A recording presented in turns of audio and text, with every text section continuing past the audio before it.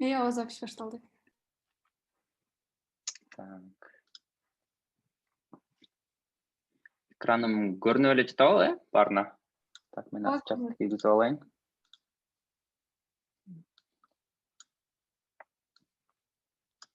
Мхм.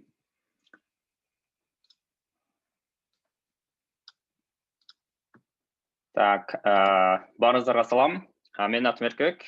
Биринчи өзүм жөнүндө тааныштырып кетейин анда. Айтып кеткендей, атым Эркебек. Азыркы учурда Германияда 4-курста курста программалоо факультетинде билим алып жатам. Ошол эле учурда программист болуп дагы биякта бир финансовый компанияда иштейм. То есть финансовый дегенде көбүнчө IT жагында. Буга чейин где-то 4 жылдай болуп калды. Мобилдик колдонмо иштеп чыгуу, сайт иштеп чыгуу жана ар кандай башка программалоого тиешелүү жаатында иштеп келем. Буга чейин Кыргызстанда 2017-жылы графический дизайнер катары баштап, андан кийин 2018-жылы Улутсофт компаниясында Бишкекте мобилдик колдонмо жаатында иштеп келгем, мобилдик колдонмо жана сайт иштеп чыгуу. Жана ошол эле учурда Тимур Байкилер менен Юрта Тех компаниясында дагы иштеп калганбыз. 2019-жылы уже Германияга өтүп кетип университеттен. Анан биякта уже кайра эле мобилдик колдонмо иштеп чыгуу жаатында иштеп, анан азыркы учурда ошол өткөн жылкы 2020-жылдан баштап Flatex AG деген компаниясында иштеп атам. Кайра эле ошол сайт, бэкенд, фронтенд, мобилдик колдонмо жана ар кандай десктоп программаларга чейин. Портфолиомдо болсо ошо көбүнчө мобилдик колдонмолор жана ар кандай стартаптар менен дагы чогуу иштешип калганбыз. Бул эң мындай алгачкы чоң проекттер. Оюндарды дагы иштеп чыгууду иштеп келгем. Министерство экономикинин дагы приложениясын жасап, жана ар кандай мэрия, Бишкектин мэриясынын сайтын жана көптөгөн ошондой проекттердин үстүнө иштеп келгем. Кыскача өзүм жөнүндө ушул болду окшойт. Башка суроолоруңар болсо, анан берип койсоңор болот. Так, анда сабакты баштай берели. Бияк жакшы эле көрүнүп болуш керек, презентация. Бүгүнкү сабак компьютерге киришүү болот. Негизи албетте программалоону баштаардан мурун эң биринчиден компьютер эмне экенин түшүнүшүбүз керек. Бул жок такыр болбойт. Компьютерге киришүүдөн мурун дагы үйрөнүү эрежелерин боюнча да айтып кетейин. Балким кээ бирлер уже билет болуш керек, бирок билбегендер болсо кайталап дагы коебуз. Негизи үйрөнүүдө эң биринчи бул такыр уялбаңыздар. Эгерде бирөөгө сурооңор болуп, мугалимге же башка бирөөгө болсо дайыма катуу жана так сүйлөгүлө. Жана албетте өзүңө ишенүү дагы керек. Анткени мисалы көп адамдарды көргөм, кандайдыр бир курсту баштап атканда өзүлөрүнө ишенбей эле жөн эле кылып көрөйүн, анан балким болуп кетет деп көбү ошентип дагы катышып коюшат. Андай болбош керек. Ар дайым эгерде курсту өтөм десеңер, өзүңөргө толугу менен ишенип, мен бул курсту өтүп, андан кийин программист болуп кетем же бир кандайдыр бир максатыма жетем деп ошого толук ишенип, анан ошону менен кылсаңар, үйрөнүүгө дагы да көбүрөөк мотивацияңар болуп, дагы да мындай көбүрөөк жардам берет да. Жана өжөр болуу дагы керек. Бул программалоодо эң маанилүү сапат деп койсок болот. Албетте программалоо бул деген бул компьютерге мындай түшүндүрүү да. Ошондуктан компьютер дайыма эле бизди түшүнө бербейт. Ар кандай көп каталар же болбосо кыйынчылыктар көп болушу мүмкүн. Ошондуктан бул жерде өжөрлүк менен гана жеңип кетсе болот. Кайра аракет кылып отуруп, кодду өзгөртүп, документациясын окуп, ошентип анан мындай жыйынтык болот да. Өжөрлүк аябай маанилүү нерсе. Жана ошондой эле башкаларга жардам берүү дагы аябай маанилүү.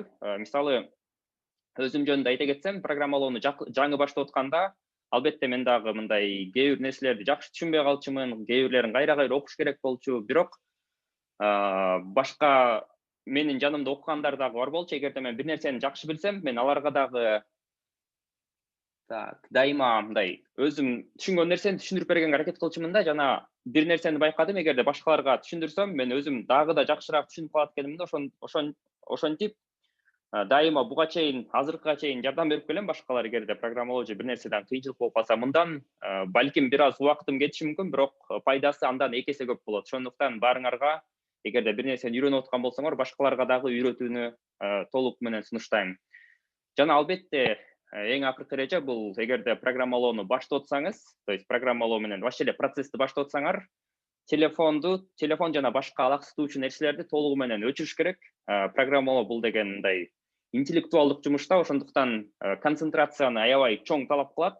Эгерде силерге ар бир 5 мүнөт сайын вибрация болуп, же ар кандай сигнал болуп, силерди алаксыта берсе, силер эч кандай жыйынтыкка жетпейсиңер, кайра чаташып, такыр кыйын болот. Ошондуктан программалоодо бул эң мындай маанилүү эрежелердин бири бул телефон жана ар кайсы алаксытуучу нерселерди толугу менен өчүрүш керек.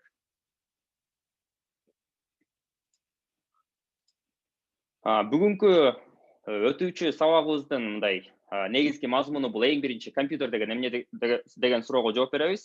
Компьютердин түрлөрүн көрөбүз. Жана компьютер өзү экиге бөлүнөт. Бул аппараттык бөлүктөрү бар жана компьютердин ичиндеги программалык бөлүктөрү бар. Ошолор жөнүндө дагы бир аз айтып кетебиз. Жана ошондой эле программалоого дагы бир аз мындай кичинекей киришүү жасайбыз. Ушул 4 нерсе жөнүндө болот бүгүнкү сабак. Эң алгачкы бул компьютер деген эмне деген суроого жооп берсек, эң биринчи нерсе бул компьютер деген бул робот. Компьютер бул сезилиши мүмкүн да, бизден мындай эки эсе акылдуу, бизден эки эсе кээ бир нерселерди батыраак чыгарып, батыраак санайт, бирок бул компьютер такыр ойлоно албайт. Компьютер жон гана адамдын айткан инструкцияларын алат дагы, ошону бизге аткарып берип коет да. Өзү такыр ойлонбойт, биз эмнени сурасак, ошону эле мындай ошол командалар аркылуу эле кылып туруп анан бизге жообун берип коет. Өзү такыр ойлонууга мындай эмеси жок, касиети жок. Компьютердин негизги 3 милдети бар. Бул деген маалыматты алуу колдонуучудан, ал маалыматты иштеп чыгуу бир нерсе кылып, андан кийин ошол иштеп чыккан жообун кайра бизге кайтарып берүү. Мисалы, маалыматты биз кантип киргизсек болот? Маалыматты биз биринчиден клавиатура аркылуу киргизсек болот. Маалыматты биз камера аркылуу киргизсек болот. Компьютерди биз микрофон аркылуу киргизсек болот. Ар кандай түрлүү жолдору бар маалымат киргизүүнүн. Ал алынган маалыматты компьютер иштеп чыгат дагы бизге кайра жообун чыгарып берет. Жообун бизге монитор аркылуу, же болбосо колонка аркылуу, мисалы үн чыгарып, же болбосо кандайдыр бир вибрация кылып, ошол аркылуу бизге жообун кайра чыгарып берет. Бул компьютердин эң негизги милдети. Любой компьютерди алсаңар, мисалы, бул дайыма ушул принцип менен иштейт. Азыркы учурда албетте бул бир аз мындай оорлошуп кетти. Толтура ар кандай интерфейстер чыгып, ар кандай түзмөктөр чыгып, бирок эң негизги принципи любой компьютерди алсак, бул ушундай түр менен иштейт. Даже программалар дагы ушундай принцип менен иштеп келет. Азыр компьютердин түрлөрүн өтөбүз, ошондо бул дагы да бир аз түшүнүктүүрөөк болуш керек. Компьютердин ар кандай түрлөрү бар. Негизи силер байкабасаңар керек, бирок мисалы жана электронный сааттар, холодильник, телевизор, бүт баары, холодильник бүт жанагы духовка, микроволновка, булардын баары компьютерге кирет. Бирок эң негизгилери бул мисалы десктоп болуп бөлүнөт. Десктоп деген бул биз кадимки эле көргөн, ар бир столдо турган, жанагы системный блогу бар, үстөлдө туручу компьютер. Булар десктоп деп айтып коет. Экинчиси бул ноутбуктар, ноутбук, нетбук, ультрабук деген түрү бар. Смартфон жана планшеттер, булар дагы компьютерлер, биз ар бирибиз колдонгон. Камтылган компьютер дегендер дагы бар. Камтылгандар ошо бул жанагы холодильник, стиральный машина, алардын баары ушул камтылган компьютерге кирет. Булар мындай өзүлөрү башка буюм, мисалы стиральный машина, бирок ичинде бир кичинекей бир компьютер камтылган болот да, ошон үчүн буларды embedded же болбосо кыргызчага отурганда камтылган компьютер деп атап коюшат. Булар дагы мисалы биз тандап коебуз, мисалы хлопок же болбосо джинсы деп, анан стартты бассак, бул ошолубузду биздин эмебизди алат дагы, инструкциябызды алып туруп, иштеп туруп, анан бизге жообун кайтарып берет. Өзүнүн программасы боюнча тандалып иштей берет. Булардын баары компьютерлерге кирет. Жана эң акыркы дагы түрү бар, сервер жана mainframe деген. Булар уже эң күчтүү компьютердин түрлөрү. Мисалы Facebook деген эмени алсак, соц тармакты күнүнө канча миллиарддаган адамдар кирет. Сайт ошол соц тармак менен колдонушат, ар кандай видеолорду жүктөп, комментарийлерди жазып, миллиарддаган колдонуучуларды ар бирөөнү тынымсыз иштөө үчүн аябай күчтүү компьютерлер керек болот да, сервер. Алар ошолорго ушундай компьютерлер колдонулат, аябай күчтүү компьютерлер. Булар мисалы кээде бир комнатаны дагы ээлеп коюшу мүмкүн. Эң кичинекейи менин оюмча ушул адамдардай болот да. Mainframe. Кээ бир мисалы чоң корпорацияларда дагы бар. Ушундай бир компьютерди коюп коюшат дагы, анан ар бир колдонуучу өзүнүн монитору менен, клавиатурасы менен ушуга эле туташып коюшат, анан ушунун ичинде эле иштей беришет. Mainframe компьютерлер булар эң күчтүү түрлөрү компьютердин. Жана ошондой эле эң негизги жана калькуляторлор бар го бизде мисалы. Калькуляторлор дагы бул компьютер болуп эсептелет. Алар негизи компьютердин эң алгачкы чыккан компьютерлер болуп эсептелет да, жана калькуляторлор. Ошол калькуляторда мисалы жанагы принципти дагы бир жолу байкасак болот. Мисалы биз сандарды беребиз. Мисалы 2 плюс 5 деп сандарды беребиз. Компьютер аны кошуп иштеп чыгат дагы, анан бизге экрандан мисалы 2 плюс 2 десе 4 деп чыгарып берет. Эң негизги компьютердин принципи бул маалыматты алуу, input, process, output. Маалыматты алуу, иштеп чыгуу жана чыгаруу. Компьютердин өзүнүн любой компьютердин аппараттык бөлүктөрүнө өтсөк, бул любой компьютердин процессору болот. CPU деп айтып коет, англисче Central Processing Unit, же болбосо орусча ОЗУ деп дагы айтып коет, көп уксаңар керек, оперативная память, чаташып кеттим. Процессор жана CPU. Процессор бул компьютердин эң мындай алгачкы мээси катары да. Негизи бул ойлоно албайт, бирок эң жанагы иштеп чыгуу, эгерде бир санды кошсок, же бир нерсени бир жерге сактасак, бунун баары ушул процессор аркылуу өтөт. Жана дагы бир негизги бөлүгү бул ОЗУ болуп эсептелет, оперативная память деп. Бул убактылуу сактоочу бөлүк да. Буну дагы компьютер колдонот. Маалыматтарды убактылуу сакташ үчүн дагы толугураак өтөбүз. Дагы бир бөлүгү бул үзгүлтүксүз сактоочу бөлүк, бул жесткий диск деп орусча атап коюшат. SSD ар кандайларда чыгып кетти, жана PCI USB деген компоненттери бар. Бул компьютерге мындай кошумча түзмөктөрдү кошуучу интерфейс деп койсок болот. Негизги ушул 4 нерсе, любой компьютер ушул 4 нерседен турат. Булардын баары жанагы материнская плата деп коет, ошол аркылуу туташып, бири-бири менен иштейт. Булардын бирөөсү гана жок болсо, компьютер мындай уже компьютердик касиетин жоготуп коюшу мүмкүн да. Процессорлорго өтсөк, процессорлор балким кээ бирөө көрсөңөр керек, эгерде системный блок ачып көргөн болсоңор. Процессор ушундай болот. Intel, AMD деген компаниялар чыгарышат азыркы учурда. Бул ошол компьютердин мээси да. Ушул ичинде аябай көптөгөн мындай транзисторлор болот, ошолор аркылуу ар кандай кошуу операцияларын жанагы кандай гана операция болбосун, ушулардын баары ушул процессор аркылуу өтүп, процессор буларды иштеп чыгат. Жана ошондой эле компьютердин ылдамдыгына эң чоң таасир берүүчү түзмөк болуп эсептелет процессор. Эгерде кээ бир компьютерлер кээ бир операцияларды батыраак аткарып, мисалы бир нерсени, бир файлды башка жерге көчүрүү болсо, аны батыраак кылса, кээ бирөө жайыраак кылат. Бунун баары ушул процессордон көз каранды болот да. Эгерде силер компьютер сатып алам десеңер, эң алгачкы ушул процессорго да көңүл бурушуңар керек. Процессорлор мисалы Intel жана AMD компаниялары чыгарат. Эгерде Intel көбүрөөк популярный болуш керек. Алып калсаңар, могул эмелерге көңүл буруп койсоңор болот да. Ядролору 2ден көбүрөөк кылып, жана ылдамдыгы 2 ГГц, жана i3, i5 деген эң мындай күчтүү модельдердин бири. Ушуларды алсаңар, компьютериңер мындай жакшыраак болот да. Жана экинчи эң негизги түзмөктүн бири бул оперативдүү эс тутум, же болбосо оперативная память. RAM бул эң мындай негизги сактоочу түзмөк. Муну бирок колдонуучу колдонбойт да. То есть колдонуучу мисалы мен музыка сактайын десе, бул оперативдүү эс тутумга сакталбайт. Буну компьютер өзү колдонот. Кандай учурларда колдонот десеңер, мисалы программада, мисалы силер калькуляторду колдонуп атасыңар, компьютерде 2 плюс 2 десеңер, ошол 2 плюс 2 дегендердин баары, ушундай убактылуу маалыматтардын баары ушул оперативный памятьте сакталат дагы, анан процессор ушул оперативный памяттен алып туруп, экөөнү кошуп туруп, анан 4 деп чыгарып берет.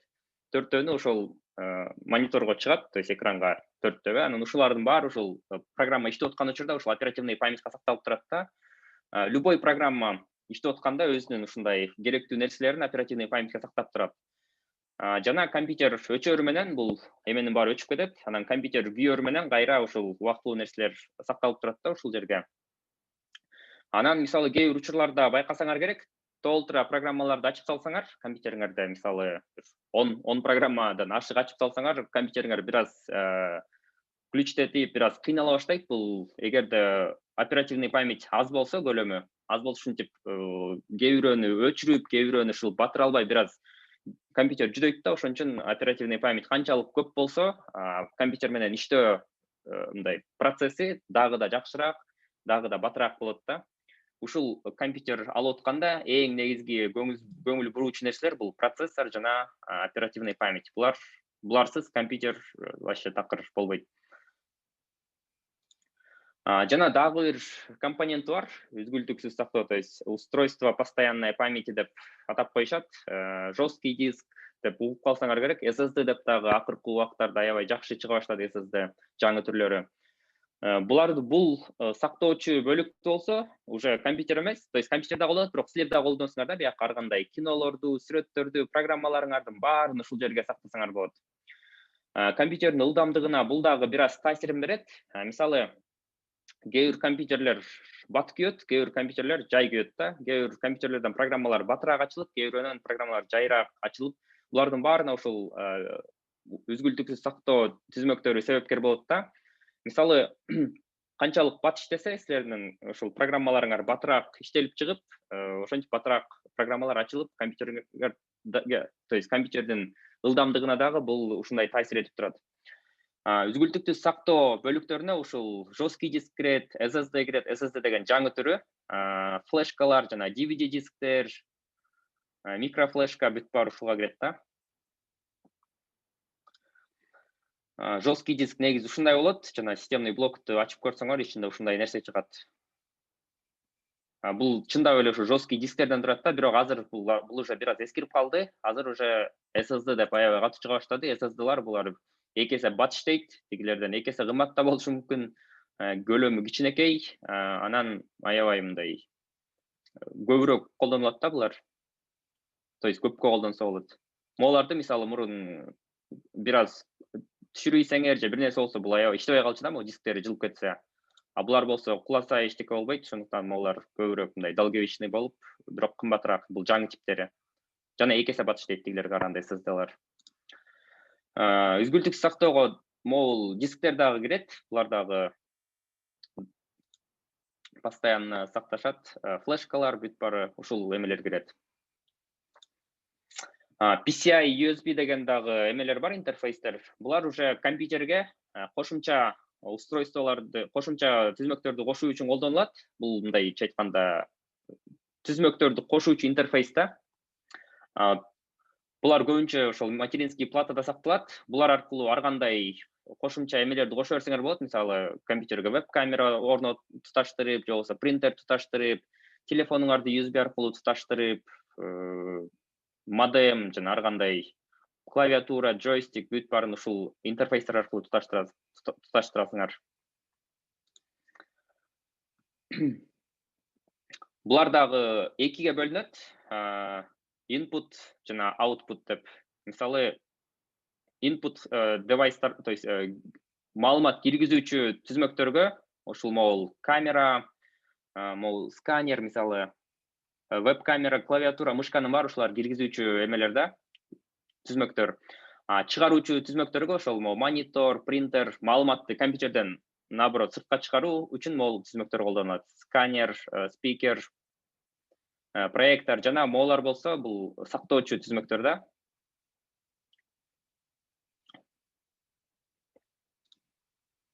Так.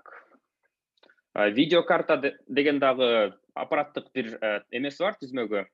Видеокарта болсо бул деле негизи могу PCI эмелерге кирет, периферийный устройствого, бирок бул дагы азыр уже бир аз өзгөчө бир бөлүнө баштады. Азыркы учурда мурун мисалы биз графикага, компьютердин графический жагына анча көңүл бурбасак, мурун эч нерсе кооз эмес, эч кандай анимациялар жок. Көбүнчө даже вообще командный строкада колдонулчу эле го мурун компьютерлер жаңы чыкканда. Азыр болсо убакыт өткөн сайын компьютердин мындай графикалык жагына көбүрөөк көңүл бурула баштады. Ошондуктан бул видеокарта азыр дагы өзүнчө болуп бартат да. Бул негизи графика үчүн жооп берет компьютерден. Ар кандай чоң видеолорду көрүп атканда, оюндарды ойноп атканда же болбосо ар кандай жана Photoshop, видео монтаждоочу программаларды колдонгондо тоже ушул чип колдонулат да, видеокарта деген. Азыркы эң алгачкы ушул видеокарта иштеп чыгуучу компаниялар, то есть модельдер бул Nvidia жана Ateradon болуп эсептелет. Булардын дагы өзүнүн уже ичинде оперативный память сыяктуу эмеси бар.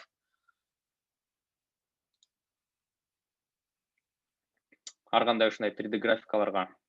Канчалык бул дагы жакшы болсо, бул дагы компьютердин ылдамдыгына түздөн түз жооп бербесе дагы, жана видео көрүп атканда же оюн ойноп атканда ошол жерде байкалат да булар. Негизи могу азыркы өткөн түзмөктөр, могу процессор, видеокарта бул любой компьютерде ушундай нерселер болот, даже телефондордо дагы, жана ар кандай холодильниктерде дагы, даже мындай бир аз кичинекей болсо дагы, бирок по-любому ушундай нерселер бар да. Ичинде так. Негизи компьютердин ошол аппараттык бөлүктөрү алгачкы нерселер ушулар. То есть мындан баары ушул нерселерден турат. Эми программалык жагын өтсөк, компьютердин программалык жагы дагы бул өзүнчө уже башка дүйнө деп айтып койсок болот.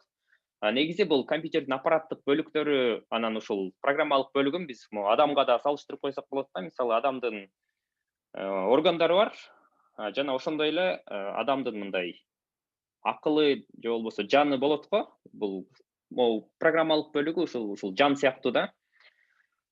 Муну силер такыр колуңар менен кармай албайсыңар, бирок только бул экран аркылуу силерге көрүнөт. Берки мисалы аппараттык бөлүктөрүн колуңар менен кармап, жыттап, жана бир нерсе болуп көрсө болот. Программалык бөлүгүн бул только ушул мышка анан эме аркылуу эле гана мындай взаимодействие өтөт да. Программалык бөлүктөрү бул эки нерселерден турат. Бул программанын түрлөрү, то есть жана драйверлер. Программалар бул силер өзүңөр мындай колдонуп жүргөн нерселер да, драйверлер бул көбүнчө ошол эменин, ошол программа менен жана берки аппараттык бөлүктөрү менен мындай бириктирүүчү нерсе деп айтып койсок болот да. Мисалы, биринчи ошол программанын түрлөрүн өтсөк, программанын түрлөрүнө бул биринчиден операциондук системалар кирет, колдонмо программалар жана программалоо тилдери. Биринчи операциондук системалардан баштасак, операциондук система бул бунусу жок компьютер болбойт да. Любой компьютерде хотя бы мындай кичинекей болсо дагы операциондук система бар болот. Азыркы любой компьютерде ушундай азыркы алгачкы операциондук системалардын түрлөрү бул сразу эле байкадыңар болуш керек. Бул Windows, macOS, iOS, Android, Linux жана башка эмелер дагы бар, бирок эң мындай белгилүүлөрү ушулар. Негизи операциондук система компьютер күйөрү менен эң биринчи болуп ачылат да. Буну деле бир программа катары айтып койсок болот. Бул программанын өзүнчө түрү эң мындай башка программаларды ичине камтыган. Компьютердин иштешин бардык ичиндеги туташылган аппараттык бөлүктөрдүн баарын башкарып, мындай колдонуучу менен жана компьютердин мындай ортосунда турган программа деп айтып койсок болот да операциондук системаларды. Негизи эң биринчи мындай компьютер жаңы эле чыкканда, мурун MS-DOS деген болуп чыккан, Microsoft компаниясынан. Мурун операциондук системалар ушундай болчу да, только командный строка менен иштечи. Эски кинолордон мындай көрүп калсаңар керек, элдер мындай компьютерде отурушат, капкара тексттер, анан ошолорду эле жазып отура беришет. Мурун компьютер менен ушундай иштешчү. Анан кийинчерээк могул уже 70-90 жылдардан баштап эле бизге ушундай графикалык операциондук системалар чыга баштаган. Биз уже мындай иштеп аткан нерсебизди, жыйынтыктарыбызды көрүп, мындайча айтканда графический интерфейс уже пайда болгондо ошондо Windows баарыңар эле билет болушуңар керек. Microsoft компаниясынан ушул операциондук система азыркы учурда эң популярдуу болгон. Мунун да көптөгөн версиялары чыгып келген, ошо 90-85 жылдан баштап. Азыркы учурда Windows 10 эң акыркы версиясы. Бул Microsoft компаниясынан чыккан операциондук система. Бул в основном көп компьютерлер ушул турат. Android бул уже мобилдик эмелерге, мобилдик смартфондорго бул дагы операциондук системалардын бири. Муну деле баарыңар эле билет болушуңар керек. Ар кандай эмелер бар, Xiaomi жана Samsung эменин баары ушул Android деген операциондук системасын колдонот. Могул эмесин эле бир аз өзгөртүп коюп. Mac OS бул уже компьютерлерге операциондук система, бул көбүнчө жана Apple компаниясынын эмелеринде турат, устройстволорунда. Мисалы MacBook же болбосо iMac, iOS деген дагы бул дагы операциондук системалардын түрү. Бул планшеттерде, телефондордо көрсөңөр болот. Жана ошондой эле дагы башка Watch OS деген дагы чыккан, жанагы Apple'дын жана электрондук сааттарга дагы, ал жерге дагы өзүнчө операциондук система. Бул негизи азыр аябай көбөйүп атат ушундай операциондук системалар. Жана үчүнчү эң мындай популярдуу операциондук системалардын бири компьютерге бул Linux болуп эсептелет. Linux'ту көп адам элестетчү мурун жалаң эле текст жана командный строкада бир нерсе жазып отурушат. Бирок бул дагы эң көп колдонулат. Муну дагы ошондой күнүмдүк жашоодо колдонсо болот. Биякта дагы көптөгөн керектүү программалар бар. Ошо бул macOS, Windows, анан Linux бул жана компьютерлерге эң мындай алгачкы операциондук системалардын түрлөрү. Эми драйверлерди атсак, мисалы силерде операциондук система бар, жана мисалы жаңы бир элестетип эле бир жаңы устройство таптыңар, мисалы флешка деп коелу, флешка же болбосо бир какой-то бир кытайлар жаңы устройство ойлоп табышты. Мисалы не деп койсок болот? Мисалы очки электронный. Ошол очкиге мисалы какой-то бир ыр жүктөгүңөр келип атат. Ал ырды, ошол очкини сразу эле компьютерге туташтырсаңар, компьютер аны биринчи түшүнбөйт да, бул эмнени мага туташтырып койду деп. Ага могул драйвер программасын орнотсоңор, анан кийин ал ошол драйвер айтат да операциондук системага, мына бул очки, мунун эгерде мунусун кылсаң очкиге бир нерсе жүктөлөт, муну бассаң очки күйөт, же болбосо ошондой сыяктуу болгон инструкциялар менен, могул мындайча айтканда көпүрө да, ар кандай түзмөктөр менен жана операциондук система менен. Операциондук система болсо бул уже колдонуучу жана ушул эмелер менен ортосунда турган нерсе. Жана ошол операциондук системага ошондой ар кандай программалар орнотулат. Жана биз билген Word, жана ар кандай Chrome сыяктуу. Колдонмо программалар десек, колдонмо программалар бул уже жанагы башка программалар, колдонмо программалар бул уже жанагындай операциондук системага орнотулуучу программаларда операциондук системанын мындайча айтканда мүмкүнчүлүктөрүн көбөйтүүчү программалар. Буларды уже берки операциондук системаларды ар кандай чоң корпорациялар чыгарса, колдонмо программаларды болсо уже любой эле адам эгерде бир аз программалоону билсе, уже чыгарып баштай берсе болот да. Мунун эң бул дагы ар кандай категорияларга бөлүнөт. Мисалы текст менен иштөө программалары бар, жанагындай Word, жана башка Blacknote сыяктуу. Таблица менен иштөө программалары бар, могул Excel, Spreadsheet, жана көбүнчө жана 1С, могул бухгалтерлер көп колдонгон презентация жасоочу программалар бар, PowerPoint, Keynote сыяктуу. Дизайн тартуучу программалар бул мисалы Photoshop, Adobe Illustrator, Figma, балким уже билип калсаңар керек өткөн сабактардан. Интернет программалар дагы бар, бул мисалы Chrome, Skype сыяктуу, Zoom деле ушул эмелерге кирет. Мультимедиа программалары бар, жанагындай AIMP, ар кандай кинолорду көрүп, жардамчы утилита деп коет. Утилита программалары бул ар кандай архиватор, ар кандай компьютерде жана CCleaner деген тазалагыч программалар бар го, мындай компьютерге мындай компьютер менен иштөөдө бир аз жардам берүүчү. Антивирус программалар бар, вирустардан тазалоочу жана оюндар. Бирок акыркы учурларда бул категорияда аз-аздан жоголуп баштады, анткени азыр көп нерсе уже клауд өтө баштады. Байкасаңар, видеону YouTube'тан көрөсүңөр, презентацияны деле, то есть видеону YouTube'тан көрөсүңөр, YouTube өзү болсо мисалы Chrome'да иштейт, мисалы браузерде иштейт. Word'ду деле азыр уже браузерден ачуу болсо, жана любой эле нерсени азыр уже браузер аркылуу болсо болот, ошон үчүн бул бир аз азыр уже актуалдуулугун жоголуп баратат. Так, негизи ушундай категориялар бар болчу. Эми ушул колдонмо программаларды кантип жаратышат? Муну уже силер ушул курста өтүшүңөр керек да. Программалоо деген, негизи программалоо процесси бул программа мындай жасап чыгаруу илими, иштеп чыгуу. Программалоодо компьютер түшүнө алган программалоо тилдери колдонулат. То есть программалоо кылыш үчүн ошо программалоо тилин үйрөнүш керек биринчи. Программалоо процессин код жазуу деп айтып коюшат. Жыйынтыгында, программалоо процессинин жыйынтыгында бир код чыгат, силер жазган. Анан программалоонун мындай программалоо процесси аябай логикалык ойлонууну талап кылат. Бул негизи программалоонун эң мындай характеристикасы ушундай болот да. Программалоо тилдерин өтсөк, программалоо тилдери бул мындайча айтканда бул кадимкидей эле тил да. Мисалы мен азыр силерге кыргызча сүйлөп атам, кыргыз тилинде. Бул программалоо тилдери бул деле ошондой эле тил. Просто муну компьютер түшүнөт. Бул мындай кыргыз тилиндей же орус тилиндей тил эмес, бул жасалма тил да. Муну адамдар эволюция жыйынтыгында эмес, муну адамдар өзүлөрү ойлоп табышкан да. Ушундай кылабыз деп. Жана негизи силер аябай программалоону жакшы түшүнүп кетсеңер, силер дагы өзүңөрдүн мисалы программалоо тилиңерди ойлоп тапсаңар болот.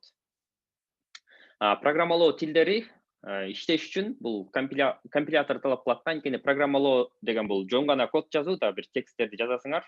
Эмне кылыш керек? Ал текстти компьютер түшүнө ала турган бир программага өткөрүү үчүн аны которуш керек да. Мындайча айтканда, силер басканда, мисалы программа катары ачылыш үчүн ошону компилятор кылат да. Компилятор силердин текстиңерди, кодуңарды алып туруп, программа чыгарып берет. Программалык код, силер жазган код, бул деген ошол жана башында айтып кеттик го, процессор деп. Ошол процессорго болгон инструкция да. Силер ар бир жазган инструкцияңарды түздөн түз ошол процессор иштеп чыгат да. Жана компьютердин мээси деп айтып кетсек элек го. Программалоо кодун же болбосо инструкцияны башкача алгоритм деп дагы айтып койсо болот. Алгоритм деген бул ошол четкий мындай четкий ордорду менен жазылган инструкция да, код. Программалоо тилдеринин баарынын азыр баарыңар эле угуп калсаңар керек, аябай көп программалоо тилдери бар. Java, Python, ар кандай PHP, C++, C#, Ruby деген алардын баары мындай могул бир эле мааниге ээ болот да. Вот любой программалоо тилин алсак, алардын жана ар бир инструкция бир эле мааниге ээ болот. Бул ошо программалоо тилдеринин мындай алгачкы касиети деп койсок болот. Мисалы биз кыргыз тилинде сүйлөйбүз го, мисалы биз балдар мисалы турникке тартынып атса, типа аябай кыйын, сонун тартса, зверь молодец деп айтабыз го. Зверь деген бул эки мааниге ээ болуп кетиши мүмкүн. Бул мындайча айтканда интонацияга жараша, мисалы сен зверьсиң го десе, типа сен кыйынсың го дегенди эметет. Мисалы бир жаныбарды көрсөтүп зверь десек, ал уже жаныбар да. Программалоо тилдеринде мындай нерсе жок. Силер кандай код жазбагыла, ал бир эле мааниге ээ болуш керек. Анткени процессор деген мындай ойлоно албайт да, типа ошончуктан программалоо тилдери аябай тактыкты, анан ушундай бир четкость талап кылат да. Ошондуктан башында буга да көнүш керек. Башында бир аз оор болот. Ошон силер кээде код жазып отуп, точкасын унутуп калып, же болбосо мисалы бир кодду чоң тамга менен жазып коюп, кээде кичинекей тамга менен жазып койсоңор, булардын баарын компьютер түшүнбөйт. Ошондуктан так болуш керек. Любой нерсе жазсаңар, эч кандай катасы жок жазышыңар керек да. Анткени компьютер инструкцияны мындай так болсо гана алып, анан ошону иштеп чыгып коет да. Башкача бир аз эле туура эмес кылып койсоңор, аны уже такыр түшүнбөй калат процессор. Программалоо тилдери ичинде дагы мындай экиге бөлүнөт. Бул негизи могул машинный код, то есть процессорго инструкция деп атабыз го. Процессорлор азыр ар кандай процессорлор болот да. Мисалы жана айтып кеттик, телефондун өзүнүн процессору болот, смартфондордун. Компьютерлердин мисалы өзүнүн процессору болот, холодильник жанагындай микроволновкалардын өзүнүн дагы бир кичи процессору болот. Негизи ушул процессордун баарынын архитектурасына жараша булар бир гана тилди түшүнүшөт да. Бул машинный код деп коет. Бул компьютердин өзүнүн мындай эң алгачкы тили да. Могул ар кайсы тилдер, жанагы Java, PHP, Ruby, алардын баары жана компилятордон өткөндөн кийин ал машинный кодго которулат да. Ошондо гана процессор аларды түшүнө баштайт. Любой программалоо тили жана биз билгени, алар ушул машинный кодго өтөт да. Машинный кодду программалоо тилдерине кошсо болот, бирок азыр уже кошпой да койсок болот го дейм. Бирок бул дагы өзүнчө инструкция жана процессорго. Ошондо могул high level language'дер, могул биз бир аз түшүнгөн тилдер да, жанагы PHP, жанагы Python'дор, булар high levelге кирет. Анан low level деген бар, булар уже жанагы процессорго жакыныраак тилдер. Буларды байкасаңар, ошо программисттерге түшүнүүгө жеңил жана англисче сөздөрдөн турат. Булар уже ар кандай уже 0, 1 уже мындай электрический зарядтардан турат деп койсок болот да, бул машинный кодду. Азыр айтып кеткендей, программалоо тилдери дагы экиге бөлүнөт, low level жана high level деп. High level бул уже биз жакшыраак түшүнгөндөр, low levelдер бул уже компьютердин жана процессордун өзүнүн тили. Мисалы, могул тилди карап көрсөк, муну түшүнүп кереги жок, бирок бул жерде азыр силер эч нерсе түшүнбөй турат болушуңар керек. Бул assembler тили да, бул low levelге кирет. Бул мисалы, жанагы айтып кеткен машинный коддун текстовый вариациясы да бул. Бул жерде ар кандай процессорго мындай түзмө-түз инструкциялар бар да, бул жерден оперативный памяттен 1 мегабайт ал, же болбосо 1 бит ал, ага бул текстти кой, тиягына муну кой, андан кийин аны дагы бир нерсе бул процессорго түзмө-түз инструкциялар да. Ошондуктан бул low levelге кирет. Анткени бул сразу могул эмен компьютердин жанагы физикалык аппараттык бөлүктөр менен түзмө-түз иштейт да. Ал эми high level language'терге болсо, бул уже түшүнүктүүрөөк, мисалы, Java тилин же болбосо вообще Python тилин карасаңар, print, мисалы, салам дүйнө деп кой, бул жөн эле салам дүйнө деген сөздү экранга чыгаруучу программа, бул түшүнүктүү, print, мону чыгар экранга. Булардын баары ошол high level language'терге кирет. Жогорку деңгээлдеги тилдер. Булар программисттерге түшүнүүгө жеңил. Жана башталгыч программисттер, то есть башталгыч эмес, азыр любой эле программисттер ушул high level language'тер менен иштешет, language, то есть тилдер менен. Могул assembler анан жанагы машинный код азыр уже мындайча айтканда колдонулбайт эле деп койсок болот. Буларды жана драйвер жазып атканда, кандайдыр бир түзмөккө же болбосо бир аябай программа аябай эффективдүү бир мисалы ар кандай чектөөлөр болсо, ошол учурларда кээде колдонулуп калат да, assemblerler. А так негизи 99% учурда, азыр учурда high level language'тер колдонулат, тилдер. Жана албетте любой программист жаңы тилди үйрөнүп баштап атканда мондай hello world деген программа жазат, же болбосо кыргызча отуруп койсо бул салам дүйнө болуп калат. Бул жөн гана текстти эмеге чыгаруучу. Муну силер да жазып көрөт болушуңар керек, эгерде бир программалоо тилин үйрөнүп баштасаңар. Ушундан баштап анан үйрөнүп башташат да. Бул эң мындай жөнөкөй программа. Так, негизи сабак ушуну менен бүттү. Биз компьютердин түрлөрүн, компьютер эмне экенин түшүндүк, ар кандай программалоо тилдери жөнүндө, ар кандай компьютер экиге бөлүнөт экенин түшүндүк, аппараттык жана программалык бөлүктөрүнө. Эгерде силердин сурооңор болсо, жазып баштай берсеңер болот уже.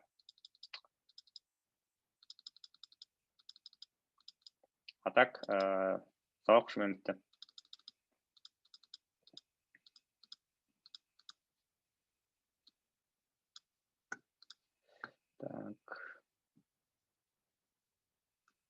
Так, кол көтөрүлүптүр, Так.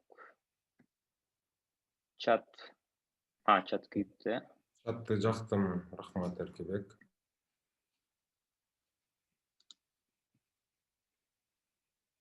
Так.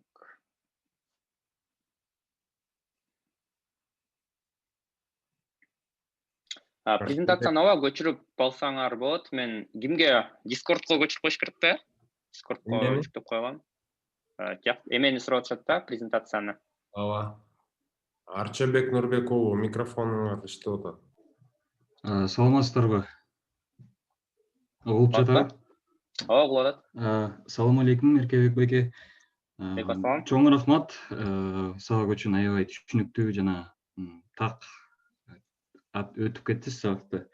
Анан менде бир эки суроом бар эле, не по теме, конечно. Анан орусча берет элем да, негизи ошондо жакшыраак түшүндүрүп берсем болот го деп. Насчет тайм-менеджмента хотел вас спросить. Вот вы, как бы, у вас же опыт очень, долгий, получается. И наверняка у вас были, в начале там проблемы именно с распределением времени, да? Может, вы по ночам сидели, кодили, там, и утром сидели, кодили. И когда, например, совмещаешь какую-то работу и в одно и то же время учишься, то возникают некоторые трудности с этим. И хотел у вас там, может, у вас есть какие-то методики или распределение времени?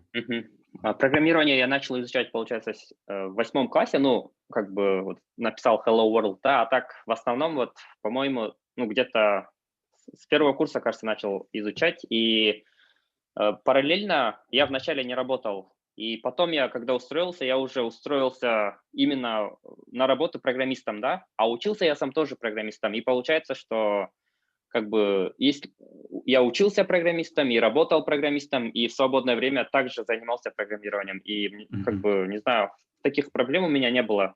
Но я старался каждый день как бы уделять время программированию. Даже если у меня были уроки пары в университете, то я по-любому как бы старался вот работать, ну, уделять время программированию. Мне это было вот интересно. Аха. Хорошо, анан дагы мүмкүн болсо дагы бир суроо бар эле да. Бул уже как бы эми насчет именно кодирования. Вы өзүңүз азыр направлениеңиз веб-девелопинг, да? Получается, именно фронт-энд разработка экен, да? Негизи ооба жумушта ошо по большей боюнча части, да? ошондой. И вот у меня насчет работы с именно вот дизайн программами. Вы сразу кодите или создаете макет? Или как, ну, например, есть же интерактивы там в JavaScript. Вы их сначала ну, добавляете через какие-то, например, программы, After Effects или, я не знаю, какие-то видеомонтажеры. Не. Или вы сразу уже как бы В используете? основном я занимаюсь в основном бэкэндом, а фронтенд у меня, получается, есть готовый дизайн, прототип, да, вот HTML, CSS. Я им добавляю уже как бы логику, типа, чтобы при нажатии какой-то кнопки там скидывалось кому-то письмо или вот типа такого.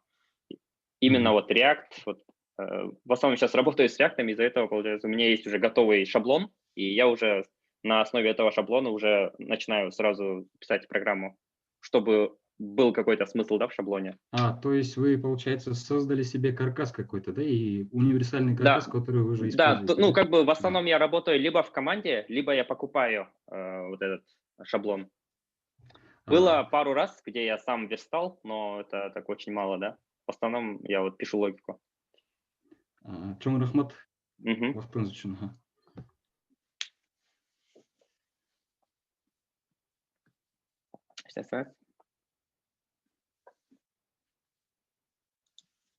Достор, чатка жазылгам. Жазганды үйрөнгүлө. Бияқта аябай көп суроо болуп кетти окшойт, башынан баштап. Ооба, жазсын андан көрө, болбосо. Короче, бизде интернет жалкоолор көп, ошо чатка жазгыла достор, ошондой форматка өтөбүз. В чем разница между драйвером и компилятором Date? Драйвер — это, получается, программа, которая говорит что-то о новом устройстве. Например, вы купили принтер, да, если вы сразу подключите принтер к компьютеру, то компьютер не поймет, что это за устройство. И если вы установите программу, то есть драйвер на этот принтер, то после этого компьютер начнет понимать и правильно работать с этим принтером. Потому что принтеры сейчас тоже бывают очень разные, очень много фирм, которые производят принтеры, и каждому принтеру вот эти продавцы, ну, как бы разработчики, они дают вам еще какой-то диск, чтобы вы смогли правильно установить его на свой компьютер. То есть драйвер — это именно программа, которая знакомит компьютер с новым устройством, а компилятор — это программа, которая переводит ваш код, который вы написали, делает его запускаемым. То есть это, можно сказать, разные, да, очень вещи.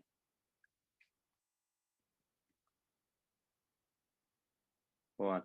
Надеюсь, ответил на вопрос. Биякта ар кандай суроолор болуп атат, мисалы Core i5 жакшыбы же AMD жакшыбы деп, булардын баарын уже Google'дан карап алсаңар болот. Же болбосо сатып алып атканда ошол сатуучулар деле бунун баарын айтып берет. Так, видеону YouTube. Акебек, өзүңө тиешелүү эле анан жаккан суроолорго жооп берсең болот, Биякта кайсы high level тилдерин үйрөнүүнү сунуштайсыз дейт. Негизи программалоо тилдери азыр аябай көп. Анан негизи эң мындай көп суралган суроолордун бири да ушул кайсыл программалоо тилин танаш керек деп. Программалоо тилдери бул баары тең керек да. Баарынын өзүнүн жакшы плюстары бар да. Буларды мындай туура колдонуш керек да. Мисалы Java программалоо тилин көбүнчө жанагы ар кандай банктык системаларда аябай мындай чоң мындай enterprise levelдеги программаларды колдонушат да көбүнчө. А мисалы Python'ду болсо көбүнчө мындай статистика, жанагындай ар кандай исследованияларды жүргүзгөнгө көп колдонулат. PHP-ни мисалы көп сайт жасауга колдонушат, мындай жөнөкөй сайттарга. JavaScript бул ошол сайттын клиентский жагын жазганга колдонушат. Ар бир программалоо тилинин мындай өзүнүн керектүү жери бар да. Эгерде силердин уже максатыңар болсо, мисалы мен финансылык сферада иштейм десеңер, айтишник катары, анда силер Java'ны үйрөнсөңөр жакшыраак болот. Эгерде мен фронтенд жакка кетем десе, анда JavaScript бул жерде өзүнүн эмеси бар да, жана көп ойлонуп кереги жок да, бул жерде программалоо тилдеринин баарынын мындайча айтканда бирөөнү үйрөнүп алсаңар башкага өтүп кетүү жеңилирээк болот. Бул программалоо тили бул жон гана инструмент да. Дагы бир нерсе бар, мисалы программалоо тилдери жыл сайын жаңыланып, жаңы версиялар чыгып, же болбосо вообще жаңы программалоо тилдери чыгып, анан силер мурун 6 ай үйрөнгөн программалоо тил вообще колдонулбай, актуалдуулугун жоготуп салышы мүмкүн да. Ошондуктан мындайча айтканда программалоо тили бул жон гана инструмент. Анан эгерде бир программалоо тилин үйрөнүп алсаңар, башкага өтүп кетүү жеңил болот. Анан программалоо тилин тандап, кечке ойлонуп кереги жок. Батыраак эле бирөөсүн тандап алып, ошол менен кете берсеңер жакшы да. Саламатсың, электрический зарядтан турат десек болот деген жерин. Электрический заряд бул уксаңар керек, компьютердин процессору бул бинарныйдан турат депчи, 1 0 1 0 деп. То есть любой 2+2 дейсиңерби, кандай бир операцияны жөнөтпөгүлө, процессор анын баарын бинарныйга өткөрүп алат дагы, жана 1 0 1 0дорго. Анан ошол принцип менен иштеп чыгат да. Эмнеге двоичный разрядты колдонот процессор? Бул анткени биздин азыркы мындайча физикага келсек, биздин азыркы жана транзисторлор же заряды бар, же заряды жок гана состоянияда тура алат да. Анан процессордо то миллиарддаган ошондой транзисторлор бар. Анан силер 2ге кошосуңар, ошонун баарын 2-ни мисалы двоичныйга өткөрүп алып, анан ошол бинарный эмеде иштеп чыгат да. Бул YouTube'да видеолор бар ар кандай ошондой прям анимация менен көрсөтүп берген. Ошол жактан көрсөңөр дагы да түшүнүктүүрөөк болот. Бирок эмнеге ушундай бинарный менен иштейт? Анткени ошол электрический заряддар же заряды бар, же заряды жок. Ошон үчүн эки состоянияда гана болуп алгандыгы үчүн ошондой бинарный системаны процессор колдонуп, анан ошон үчүн компьютер бир гана ошондой двоичный система менен иштейт. Канча программалоо тилин билесиз азыркы учурда дейт. Жумушта көбүнчө Java'ны колдоном, анан JavaScript'ти колдоном. JavaScript'ин толтура түрлөрү бар. TypeScript дегени дагы бар. TypeScript менен көбүрөөк иштейм да. Кээде JavaScript менен, анан PHP менен да кээде иштеп калам. Ошо менин алгачкы тилдерим бул ошо JavaScript, анан Java деп койсок болот. Анан Dart деген да бир тил бар. Аны дагы колдонуп калам. Көбүнчө программалоо тилдери мындай башка тилдерден чыгат да, ошондуктан эгерде бирөөнү үйрөнүп алып эле, анан экинчисин уже үйрөнбөй эле колдонуп кете берем да. Анан по ходу эле уже кээ бир эле айырмалары болсо ошолорду эмесин документациясынан карап алып кете берем. Какой язык программирования вы изучали и какие бы советы дали нам новеньким для лучшего понимания синтеза и логики программы? Когда я только начинал программировать, первым языком был язык C++. Ну, конечно, там чисто такие базовые, да, вот if, там конструкции if, циклы, массивы, переменные, вот чисто на таком уровне применял. А такой более расширенно и углубленно, который изучал, это был уже язык Java на первом курсе. До этого также чуть изучал JavaScript в вебе, вот, и получается, по-моему, самый такой первый такой официальный языком, наверное, был Java все-таки. Код жазуу англис тилинде болсо, англис тилин билбегендер жаза алышабы? Англис тилин билбегендер жаза алышат, бирок англис тилин билсеңер, мындай жакшыраак болот да, анткени түшүнүүгө да жеңилирээк болот. Мисалы программалоо тилдери байкасаңар ар кандай мындай ключевой сөздөрдөн турат да. Мисалы мактан жана көрсөттүм эле го, мисалы print, public, static деген сыяктуу. Булардын баары какой-то бир мааниге ээ болот да, баары бирчи. Анан эгерде англис тилин билсеңер, түшүнүүгө жеңилирээк болот. Ошон үчүн үйрөнүп койсоңор жакшы да. А так билбесеңер просто жаттап алышыңар керек. Мисалы эмне кылат? Мисалы print бул чыгарат да.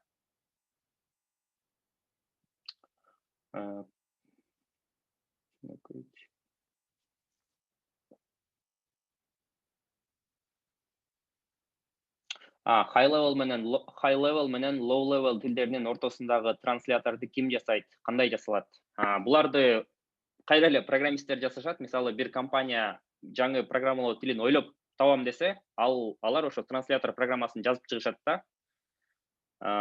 Ал транслятор программасы кайра эле башка программалоо тилинде жазылат. Мисалы көбүнчө ушундай эмелерге C++ жана C деген тилдер колдонулат да. C++ду мындай жана биз колдонгон программалар канча көп колдонулбайт. Бирок алар ошол именно жанагы аябай көп эффективный болуш үчүн ошол C++да жазган оорураак, бирок эгерде жазсаңар, программа аябай бат иштейт да. Ошондуктан жана компиляторлорго анан ар кандай оор программалар болот го, мисалы кандай десек, мисалы Photoshop же болбосо After Effects сыяктуу программаларды, анан операциондук системаларды баары көбүнчө ошол C++ менен жазылат. Анан могул мисалы JavaScripттер көбүнчө сайттарга, анан ошо трансляторлор ошо аябай эффективдүү программалоо тилдери аркылуу, анан программисттер аркылуу эле иштелип чыгат. Так.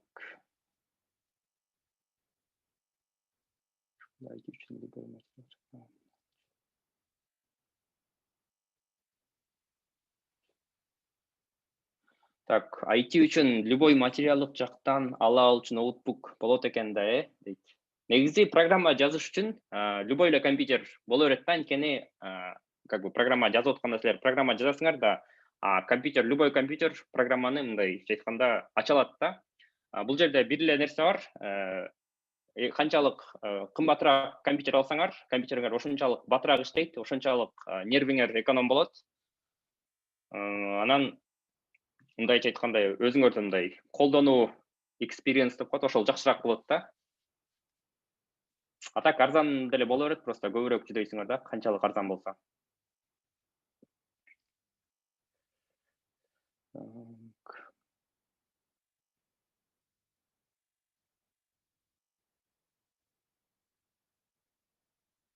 Windows жакшыраакпы же Linux жакшыраакпы дейт.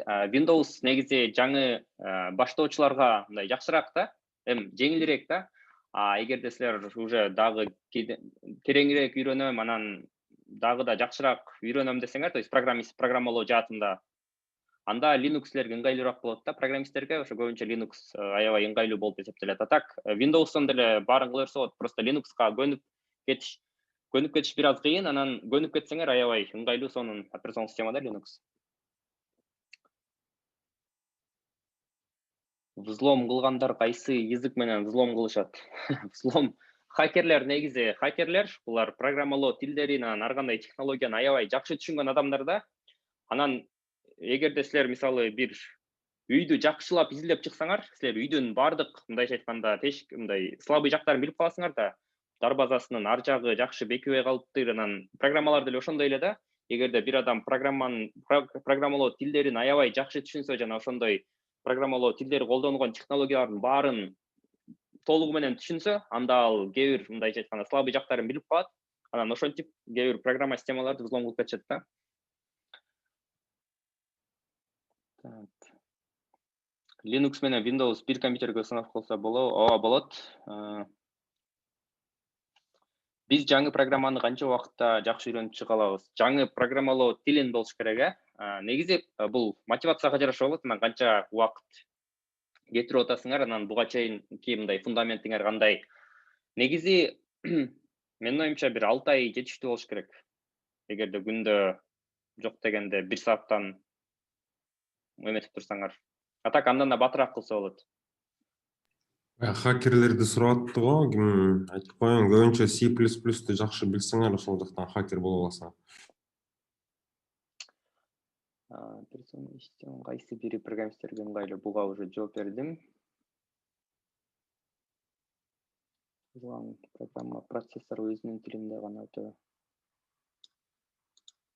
Бул жерде кандай программалоо тилин колдонбогула, компилятор аны процессор түшүнгөн тилге которуп таштайт, жана машинный кодко. Программалоо тилдери бирин-бири түшүнөбү. Программалоо тилдери алар мындай түшүнө алчудай адам эмес. Программалоо тилдери бул мындай кыргыз тили сыяктуу эле да. Программалоо тили аркылуу силер процессорго бир нерсе деп айтасыңар. Эгерде программалоо кодуңар туура болсо, процессор аны туура иштеп чыгып берет. Программалоо тилдери бири-бири менен мындай кесилишпейт да алар. Бир сайтты ар башка тил менен жасоого мүмкүн. Любой программалоо тил менен, по идее, любой нерсени жазса болот да, просто ошону кээ бирөө ыңгайлуураак болот, кээ бирөө анча ыңгайсызыраак. Ар бир программалоо тили негизи өзүнүн максаты бар да. фронтендтен бэкендке өтүү канчалык процессти талап кылат? Негизи бул адам өзү башында тандап атканда, мисалы, өзү ойлонушу керек да, мен фронтендти окугум келеби же бэкендти окугум келеби? Негизи фронтенд көбүнчө мындай креативдүү адамдарга сунушталат да, анткени фронтендте силер программалардын мындайча айтканда сырткы келбетин жасап чыгасыңар да. Бул кнопканын өңү кандай болот, канчалык чоң болот, кандай шрифт менен жазылат, кандай абзацтар колдонулат. Эгерде силер дизайнды, ошондой кооздукту, эстетиканы сүйгөн адам болсоңор, анда фронтенд көбүрөөк жагат болуш керек силерге. А бэкендте болсо силер эч кандай графический эч нерсе көрбөйсүңөр. Силер мындайча айтканда механизмдер менен иштейсиңер да. Кнопка басылганда эмне болушу керек? Мисалы, эгерде банктан банкка акча жөнөтүп аткан болсо, фронтендчик жөн эле ошол сумманы жазганды, анан сумманы жиберүүчү кнопкаларды эле жасап коет. А бэкендчик алып туруп, анан ошол кнопкаларды байлап чыгат да. Бул кнопканы басканда акчасын текшер, суммасында балансы канча, жакшы элеби? Эгерде жакшы эле болсо, анда ошондон акчасын минус кыл дагы, жиберүүчү адамды таап туруп, ошол жиберүүчү адамдын балансына жиберилген сумманы кошуп кой деп. Анын баарын бэкендчиктер ойлонуп чыгат да, логикасын. Негизи задача чыгарганды, ар кандай жана логикалык эмелерди сүйгөн адам болсоңор, анда бэкенд көбүрөөк туура болот.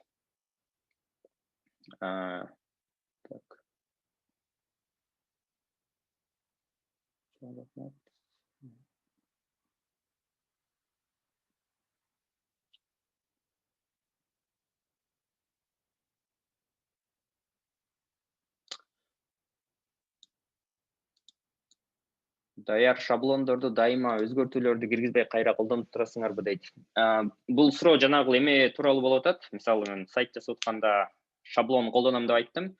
Негизи силер жаңы баштап аткан болсоңор, шаблонду колдонгондо бир аз кыйын болуп калышы мүмкүн да. Шаблонду кайсы учурда колдонуш керек? Эгерде силер уже аябай жакшы түшүнсөңөр, мен мисалы буга чейин шаблону жок, нолдон баштап жасап көргөм да. Анан кайра жасай берип, уже түшүнүп калгам да, кандай болот экен. Ошондуктан жаңы шаблон келгенде мен аны толугу менен түшүнөм, структурасын, кайсы жеринде эмне колдонуп, эмне үчүн иштейт. Анан аны өзүмдүн максатыма жараша туралап таштайм да, уже бир аз өзгөртүп, кээ бир жерлерин жоготуп, кээ бир жерлерин кошуп, өзүмө мындайча подстраивать этем. Ошондо азыр уже мен 4 жылдан бери иштеп жүргөн үчүн мен уже толтура нерселерди нолдон жасабай эле, уже шаблондорду эле даярдап койгом да өзүмөчү.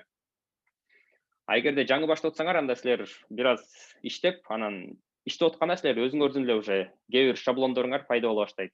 Жана ошондой эле силер вообще башкача дизайн бир нерселер керек болуп атса, аны сатып алсаңар да болот шаблондорду.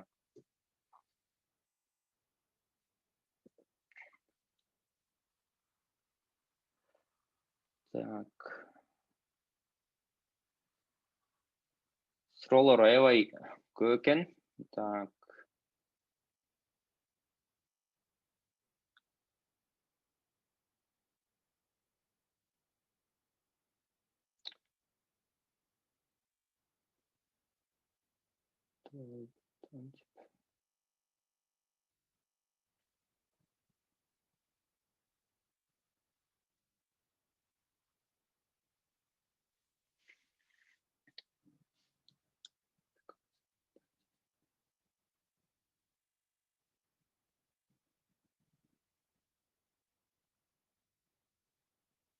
Кол көтөрүп эле суроо алып эметпейлиби, Болжобай байке? Бул жакта кол көтөрүп дегендечи, ар кандай аудитория жүрөт да, мыякта анан сабакка тиешеси суроолор берип жүдөтө беришет да. Мен просто сага суроолорду окуп коеюн, сен шаблон деген жерге эле келдиң беле? Андан кийин карасам, аябай көп экен. Ооба. Мунун баарын окуп чыксак, элдери дагы уже скучно болуп кетет. Суроону алам деген киши күтөт. Кимге скучно чыга бергиле, эч кимди кармаган жокпуз. Кээ бир суроолор кайталанып кетиптир. Ошону азыр бирөөгө суроо берсек, колду көтөрүп, ошол бир эле суроолорду кайталап беришет. Ошондон ошон үчүн бул жактан тиешелүү эле суроолорго жооп берип койсок эле жетиштүү да. Просто чатты на весь экран чыгарып алсаң, ошондо мүмкүн жеңил болуптур.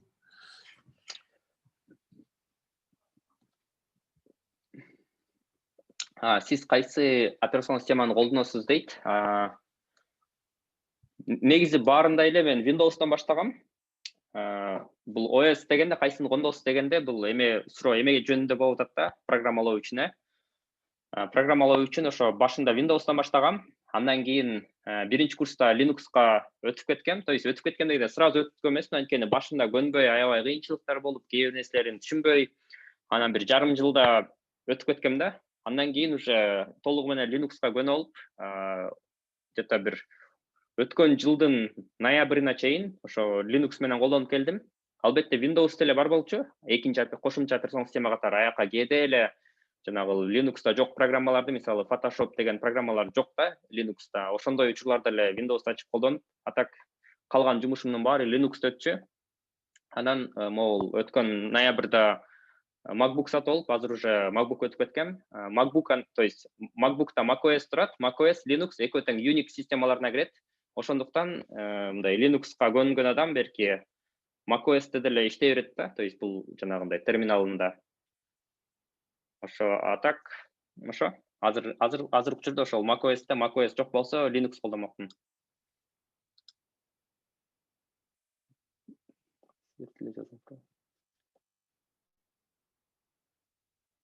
Бул жерде бирөө суроо жазып атты эле биздин студент. React'тын кыйынчылыктары жана өзгөчөлүктөрү өз алдынча үйрөнсө болобу?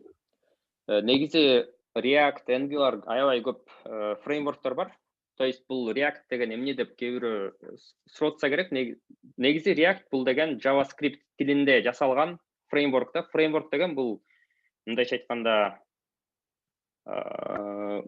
эмне деп койсок болот. Бул шаблон сыяктуу да. Шаблон сыяктуу, анын ичинде ар кандай уже даярдалган, башка бирөө менен даярдалган инструменттер бар. Мисалы сайт жасоо үчүн сайттын роуттарын кантип чыгарыш керек, жанагы компоненттерин кантип түзүш керек, мындай даяр уже эмелери бар да, көптөгөн шаблондор бар. Мен разработчик баарын нолдон жазып отурбай эле ошол React'тын принципи менен JavaScript тили аркылуу өзүнө керектүү функцияларын алып, чогултуп, анан аягына программа жазып алат да. Бирок эгер жаңы баштап аткан программисттерге албетте биринчи JavaScript тилин үйрөнүш керек. Аны жакшы өздөштүрүп алып, ар кандай эң көп колдонулган библиотекаларды дагы өздөштүрүп алып, библиотекадагы мындайча заранее жазылган код сыяктуу. Андан кийин React өтсө жакшыраак да. React'тын артыкчылыктарын болсо, аны уже кийинчерээк уже Google'дан эле карап алсаңар болот. JavaScript тилинде да көптөгөн фреймворктор бар. Angular, Vue.js, алардын баарын мындайча айтканда бир аз изилдеп окуп койсоңор аябай көп эмелери бар, разборлору бар. Эркебек, мен суроолорду мен эле окуп берейин. Бул жерде көп суроолордун жооптору достор Google'да бар. Вы еще спросите там, как компьютер включать и выключать дегендей да. Андай суроолорду өзүңөр эле токтолсоңуздар болот. Так, бул жерде Германияга жумушка орношуу үчүн талаптар кандай дейт? Эмнелерге көңүл буруу керек? Менин оюмча талаптар бардык эле компанияларда бирдей болуш керек. Кыргызстан болобу, Америка болобу же Германия болобу, любой компанияга мындайча айтканда өзүнүн ишин билген адам керек да. Анан эгерде силер батыраак өтүңөр келсе, компанияны бир аз изилдеп туруп, анан ошол компанияга мындайча айтканда доказывать этишиңер керек да, эмнеге кантип силер аларга мындайча айтканда жардам бере аласыңар, кантип алардын мындайча айтканда көйгөйлөрүн чечип бере аласыңар. Мисалы мен кирип атканда резюмеме мурунку иштеген технологияларымдын баарын жазгам, кайсыл компанияларда канча жыл иштегем, ошол маалыматтардын баарын жазып, кайсыл проекттерди жасап көргөм, ал проекттердин мындай максаты кандай болгон, ошолорду көрсөтсөм, анан тигилер түшүнүшөт да, мындай, бул могулар менен иштептир, биз дагы бул ушундай эле тармакта иштейбиз, ошондуктан муну алсак, бул уже мындайча айтканда иштей алат экен биз менен деп. Эгерде силер резюмеде мындайча айтканда мен аябай ответственныймын, анан аябай бат үйрөнөм, анан аябай пунктуальныймын деп жазып койсоңор, ал уже болбойт да. Мындай реальный факттарды анан мындай по делу жазыш керек да. Эгерде силер жаңы баштап аткан болсоңор, мисалы бир дагы компанияга иштеп көрө элексиңер, опытыңар жок болсо, анда опыт алуу үчүн негизи бир компанияга иштеп кереги жок да. Анткени любой эле адам азыр өз алдынча үйүнө отуруп бир сайт жасап койсо болот. Жок дегенде өзүнө мындайча айтканда резюме катары сайт жасап койсо болот. Жасаганга аракет кылып көрсө дагы болот да. Жана ошондой эле ар кимдин эле достору бар, же болбосо интернетте ар кандай проблемалар бар, мисалы силер дагы бир новостной сайт жасап жасаганга да аракет кылып көрсөңөр болот да. Алардын баарын жасап бүткөн соң, эгерде ал жакшы иштесе, анда аны уже портфолиоңорго опыт работы катары жазып койсоңор болот.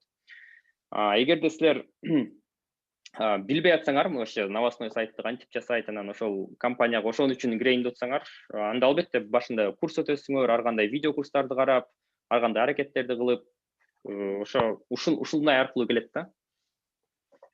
Рахмат. Именно Германияда болсо ошол эме биякта эмеге көңүл бурат болуш керек. Дипломго Кыргызстанга караганда көбүрөөк. Диплом жок болсо, анда ошол опыт работа аркылуу, анан бир окууга дагы тапшырып койсо, негизи биякта окутуп эле иштей берсе дагы болот да. Кыргызстанда деле бүт эле жерде ушундай. Эркебек, менде бир суроо бар экен. Суроо деле эмес окшойт азыр. Bir секунд. Нурлан Мураталиев. Сиз сурооңорду мындай микрофон аркылуу кайталап коюңузчу.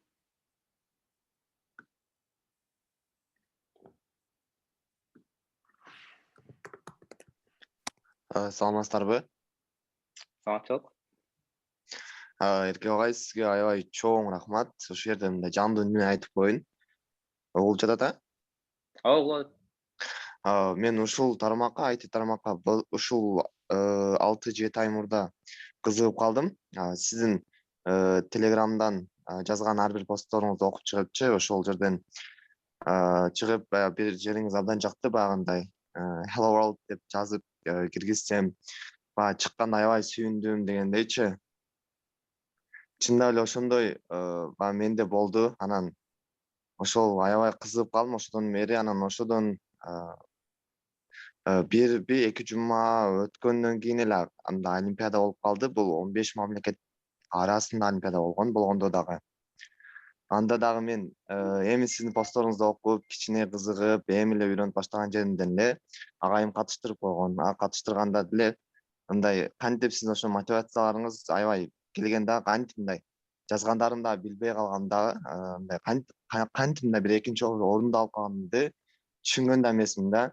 Ошодон бери мындай кызыгып ушул тармакта келатам, олимпиадаларга катышып, үйрөнүп, бирок негедир мен сизге мындай бир чоң рахмат айтат элем да. Ошол жерден мисалы канчалаган окуучулар дагы деле мындай окугусу келет, мындай кантип мындай кандай десем, ушундай кантип мындай толкундан айта албай да атам да. Ушундай бир кантип мындай келген жолду ушу сизден да келдим да, ушул тармакка кызыгып аябай. Ошон үчүн сизге аябай чоң рахмат айтат элем. Чоң рахмат, аябай кубанычтамын. Эгерде ошо сага дагы бир эми жардам бергендеримди көрүп жатсам, анда аябай кубанып турам дайыма. Сага чоң ийгиликтерди каалайм.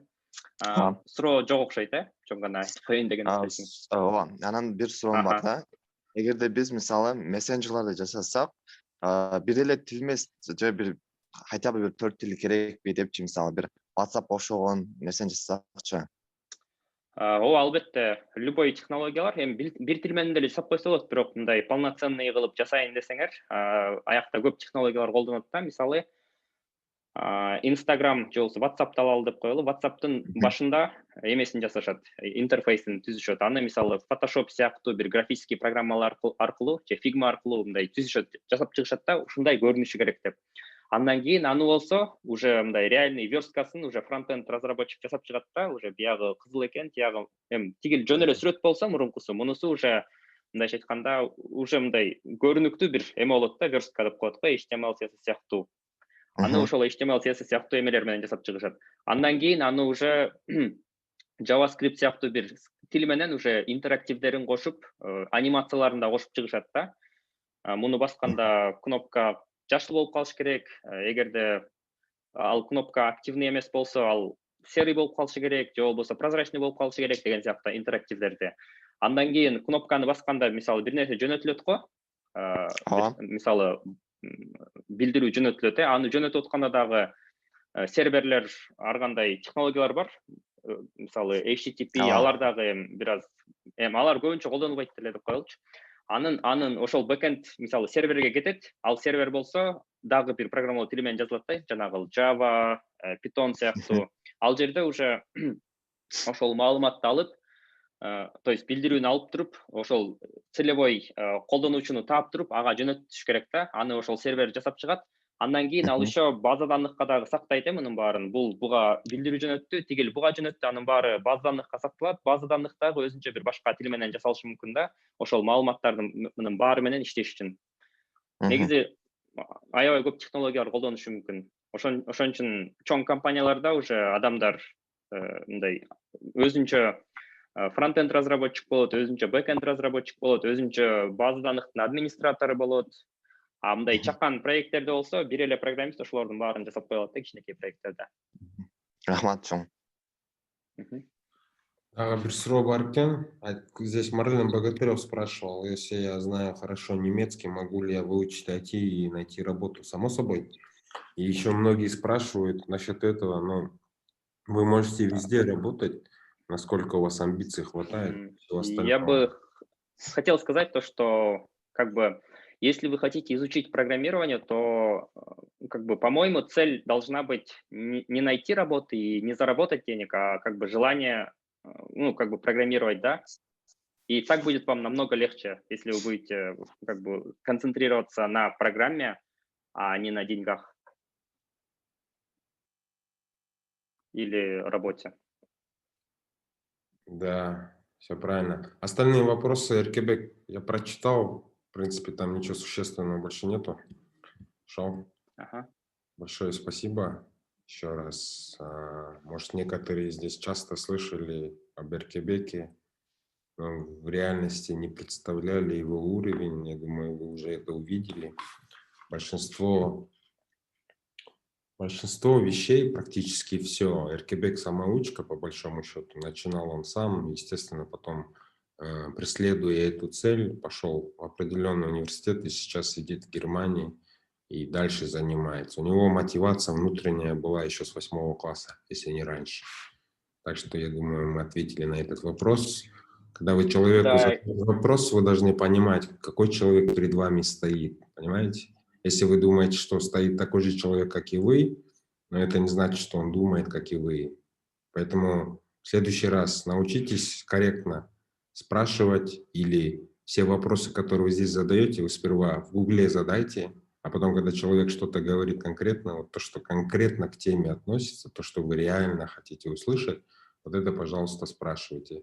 Тут столько вопросов, но никакого смысла в этих вопросах нет. Кто-то пишет, кто делает процессоры, там, что лучше, React или Angular. Ну, спросите у Гугла.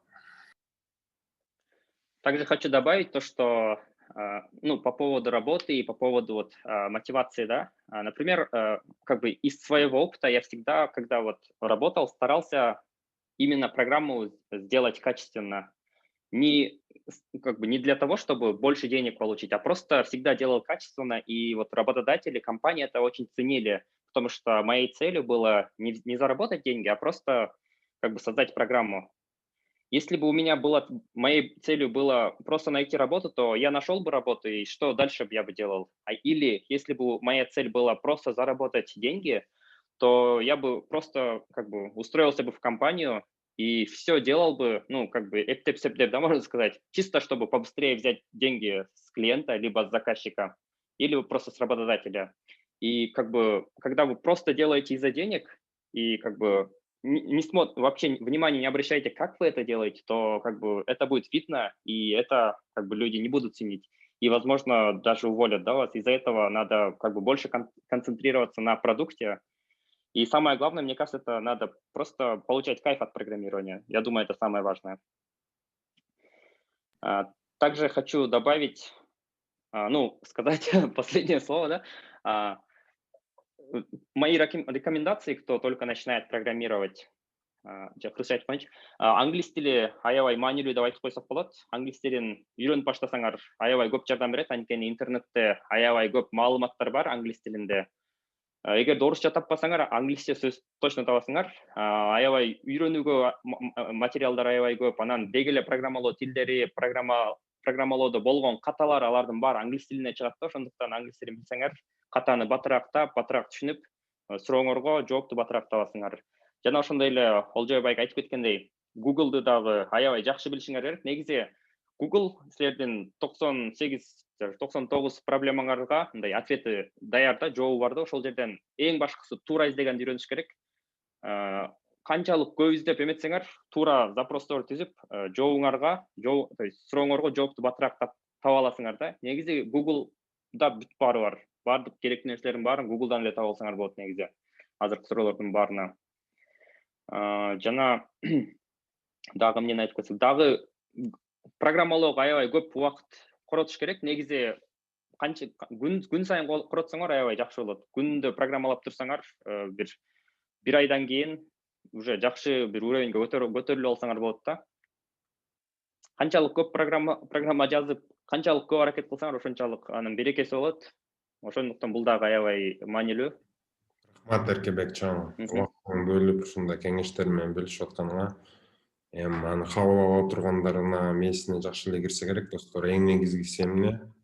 Ошо Эркебек деле айтып кетти, калган менторлор деле постоянно бир эле нерселерди айтып атат, бирок силер постоянно бир эле суроолорду бере берет экенсиңер да. Ошон үчүн анда жооп бергенден биз эринбейбиз, просто анда мааниси жок. Биринчи өзүңөр издеп көргүлө, ошондо точно мээңерге кирет. Болбосо жөн эле убакыт коротот экенсиздер. Ошол катышканыңарга чоң рахмат. Орозуңар жакшы өтсүн. Эркебек агай, чоң рахмат. Мен анан каналымдын Instagram немесин жөнөтүп коем. Ошол жактан подписка кылып, калган эмелерди Эркебек аябай көп материалдар чыгарат, посттор чыгарат. Ошол жактан убактысы болгондо чыгарганда ошолорду акырын окуп өздөштүрө бергиле, достор. Рахмат чоң. Баарыңыздарга ийгилик. Орозуңуздар кабыл болсун. Өткөн жылы келечектен көп кишилерди үйрөткөнсүң, ошол андан сырткары азыр деле окутуңар, башка балдар деле ошолорду окуп үйрөнүп жүрөт. Кимге реально керек болсо ошентип тытынат да, кыскасы. Ошол. Рахмат Эркебек. Эч нерсе эмес.